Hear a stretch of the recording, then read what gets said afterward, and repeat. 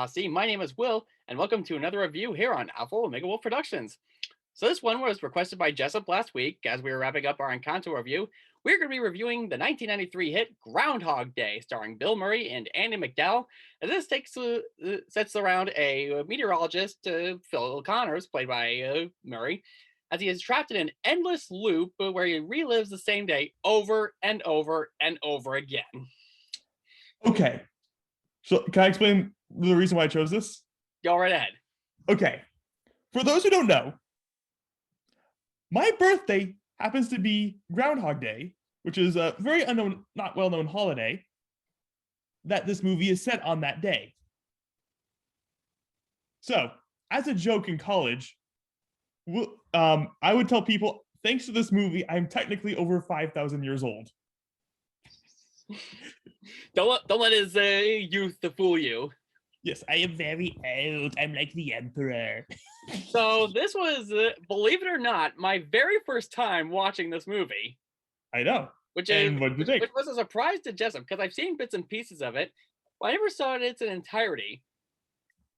And after I finally got to watch it in its entirety, I have to say I liked it. I thought this was a well-done movie. I know, right? And there is an arc for Bill Murray. You're not just trapped reliving this all over again. He starts out like a jerk. Yes. And as time goes on, he's like, yes, I love this life. I love repeating this day. I can get away with anything, even suicide. But then we realized it gets, it means a lot more than that. It's all about, like, helping out other people and just being nice in general. He learns to be like a better person. He betters himself as he progresses through the loop, and that's kind of what breaks it for him in the end, too. I really like the connection between him and McDowell. They work really well off of each other. Yep. And the cameraman, Larry, he's there. Larry's just a big, he just fails at everything. It's just so fun to watch. It's funny. Even when Bill Murray's character redeems himself, I'm not trying to give anything away. Larry's still just kind of failing at stuff. He's just so much better. He said, I think in the doc, they've said he's been in there for like 30 years. That's what the commentary says. And well, someone would argue that this is like the first time, or one of the first movies, to show a character trapped in a situation, and it has to be a sort of learning experience for them in order to break loose from it. Wouldn't you say?